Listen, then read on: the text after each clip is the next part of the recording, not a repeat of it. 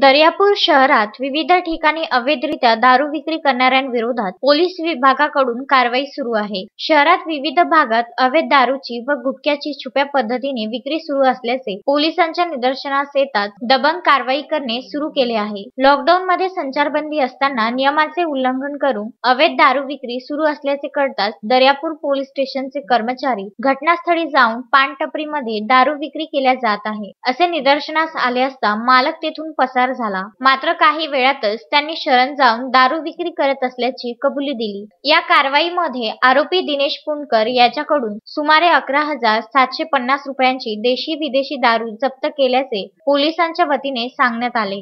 जप्त करण्यात आलेला माल पुढील प्रमाणे: देशी दारू संत्रा राजा 90 मिली 23 नग, देशी दारू टँगो पंच 90 मिली 32 नग, देशी दारू 180 मिली 33 नग, इम्प्रिलियर ब्ल्यू 180 मिली 4 नग, ऑफिसर चॉईस 180 मिली 8 नग, मॅकडोल नंबर 1 180 मिली 4 नग, रॉयल स्टेग 180 मिली 3 नग असा माल आरोपीच्या पान टपरीमधून जप्त करण्यात आला आहे. दारू प्रतिबंधक कायदा, साथरोग नियंत्रण, कोविड उपाययोजना अधिनियम 51(ब) यानुसार गुन्हा दाखल करण्यात आला आहे. ही कारवाई एपीआय खंडारे यांच्या मार्गदर्शनाखाली शरद सारसे, बजरंग इंगडे, प्रशांत ढोके यांनी कारवाई केली आहे. श्रद्धा मस्के, विदर्भ न्यूज, दर्यापूर.